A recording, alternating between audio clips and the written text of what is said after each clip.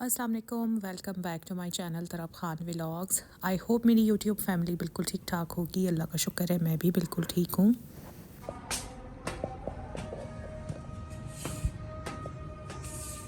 میاں بیوی کے درمیان میں چھوٹی موٹی بات پر بحث ہو جانا اور اس بحث کا لڑائی جھگڑے کی شکل اختیار کر لینا is very common thing.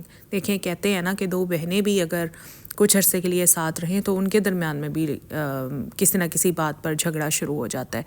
Hostel life کو دیکھ لیں، جہاں ایک کمرے میں دو تین چار لڑکیاں رہتی ہیں، وہاں پر بھی لڑکیوں کے درمیان میں کوئی نہ کوئی چپکلش چلتی رہتی ہے۔ سو میاں بیوی جو 24 گھنٹے ایک دوسرے کے ساتھ رہتے ہیں، ان کے درمیان میں کسی بھی بات پر بحث ہو جانا از ویری کامن تھنگ۔ اگر یہ بحث تک ہی رہے نا تو اچھی بات ہے۔ سم ٹائمز بحث جھگڑے کی شکل اختیار کر لیتی ہے، اور جھگڑا اگر اسی دن یا 2-3 دن میں سارٹ آؤٹ ہو جائے تب بھی اچھی بات ہے، لیکن جب یہ بحث یا یہ جھگڑا انا پر چلا جاتا ہے نا تو پھر اناؤں کی جنگ تو سالہ سال چلتی ہے، جو ختم ہونے میں نہیں آتی۔ ہر رشتہ نا اصل میں صبر اور برداشت مانگتا ہے، ہر رشتے میں تحمل رکھنا بڑا ضروری ہے، اور یہ باتیں نا مجھے بہت عرصے بعد جا کر سمجھ میں آئیں، کیونکہ ظاہر ہے جب ایج کم ہوتی ہے، امیچورٹی ہوتی ہے، باتوں کو اس طرح سے سمجھنے کی صلاحیت نہیں ہوتی جس طرح سے ایج کے ساتھ ساتھ میچورٹی آتی ہے اور باتیں تب سمجھ میں آنا شروع ہوتی ہیں۔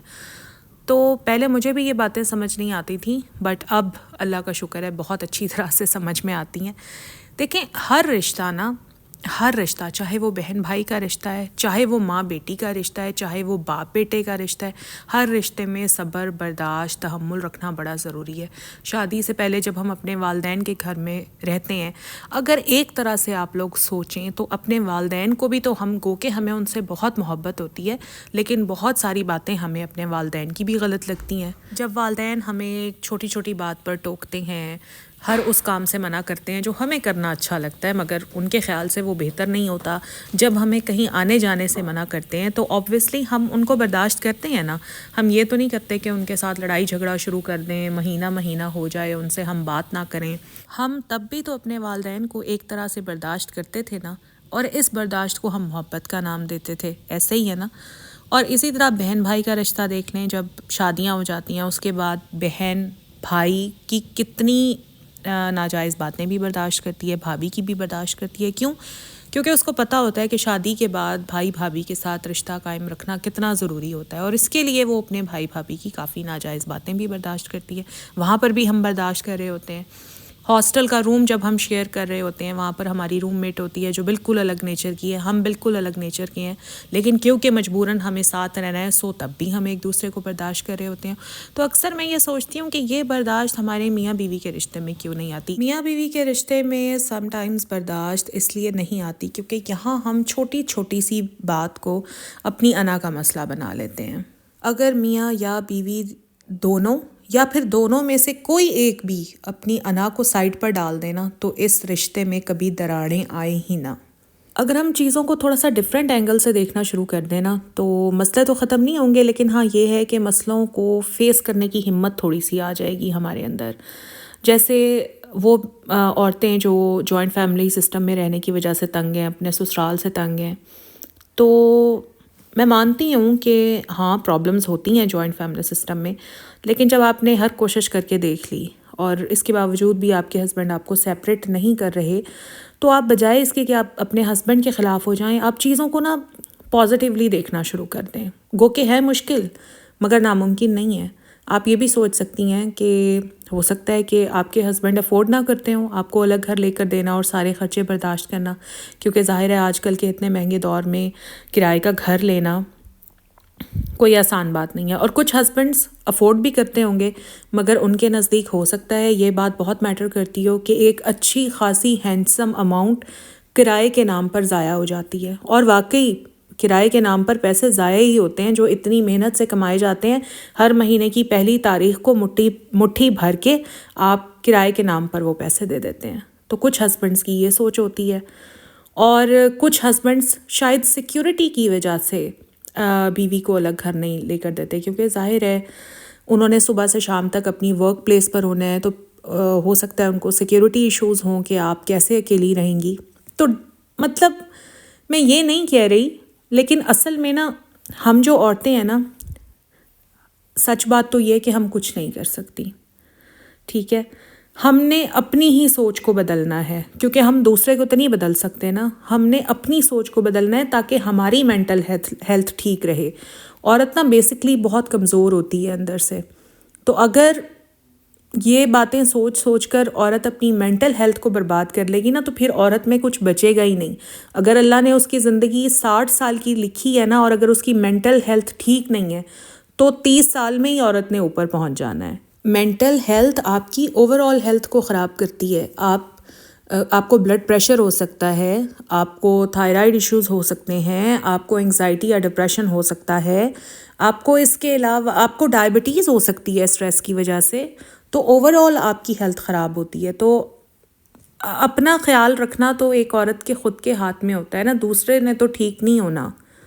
آپ اپنی تھنکنگ کو چینج کر کے تو اپنی مینٹل ہیلتھ کو ٹھیک رکھ سکتی ہیں نا. اچھا، پھر ہمارے ذہن میں اکثر یہ بھی خیال آتا ہے کہ کاش ہمارے والدین نے ہمیں ایک چھوٹا سا گھر دے دیا ہوتا، جیسے ہمارے ہاں ٹرینڈ ہے ہی جہیز کا.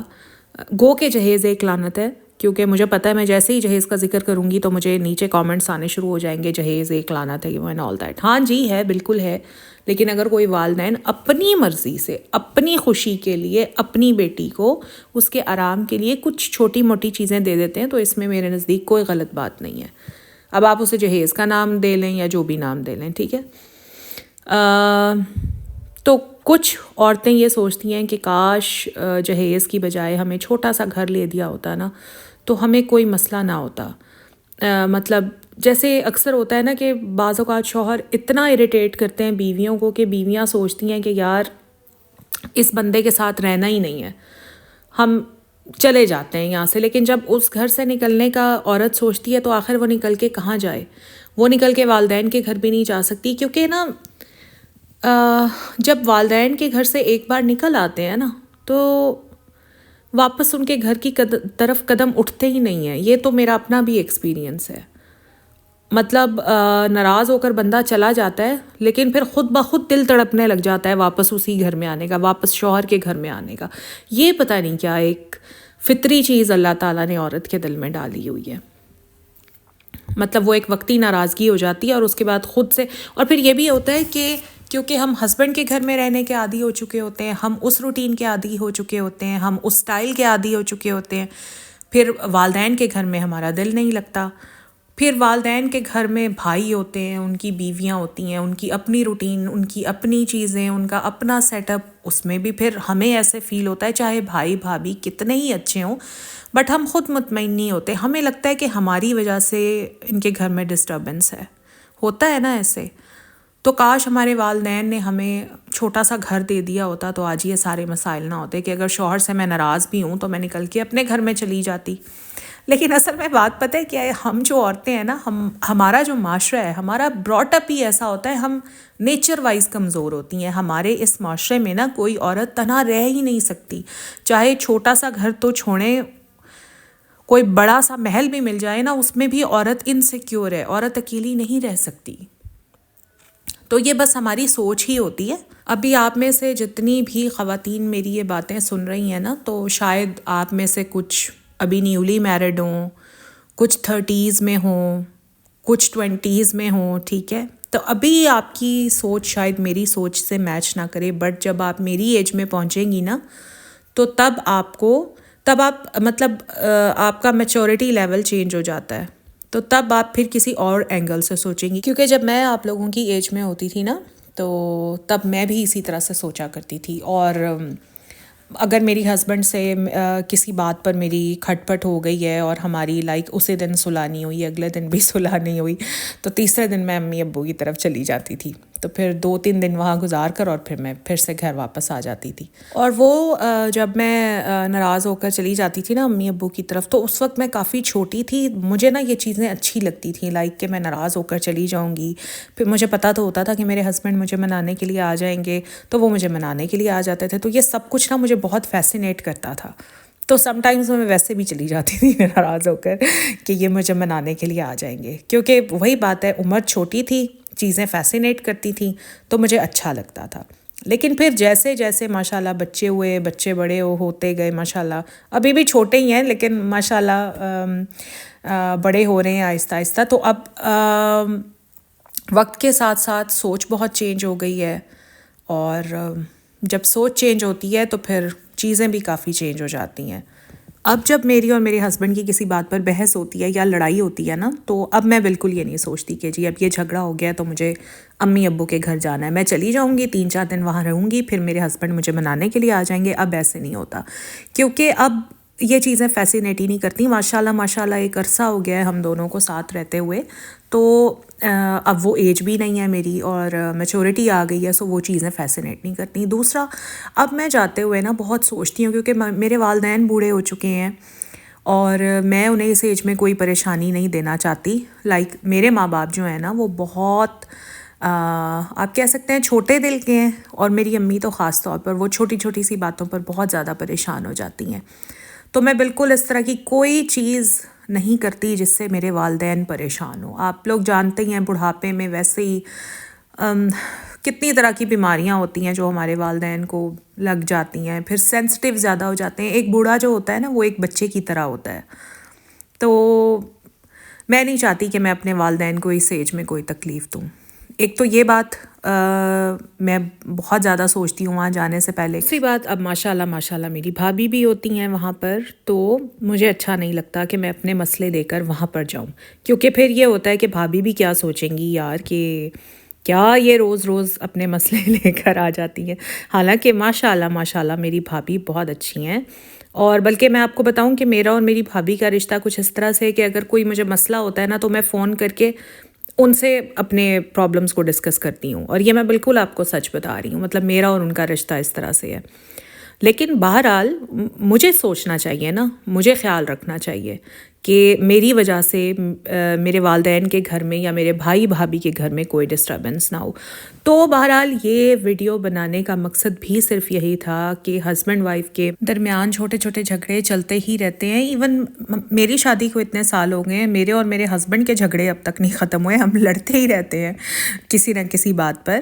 سو اس کو نارمل لیں اور ان چیزوں کی وجہ سے اپنی مینٹل ہیلتھ کو برباد نہ کریں۔ بس یہ میرا ولاگ بنانے کا مقصد تھا کہ کسی بھی جھگڑے کی وجہ سے آپ نے اپنی مینٹل ہیلتھ کو ڈسٹرب نہیں ہونے دینا، کیونکہ اگر آپ کی مینٹل ہیلتھ گئی تو پھر آپ کی اوور آل ہیلتھ بھی گئی۔ بس جی یہی میرا آج کا ولاگ تھا۔ اگر اچھا لگا ہے تو لائک ضرور کیجیے گا، فرینڈز اینڈ فیملی کے ساتھ شیئر ضرور کیجیے گا، ہو سکتا ہے ان کی بھی تھوڑی سی ہیلپ ہو جائے میری ویڈیو کے ذریعے۔ اور چینل پر اگر آپ فرسٹ ٹائم آئے ہیں تو میرے چینل کو سبسکرائب بھی ضرور کیجیے گا۔ اپنا خیال رکھیے، اپنی مینٹل ہیلتھ کا خیال رکھیے۔ اللہ حافظ۔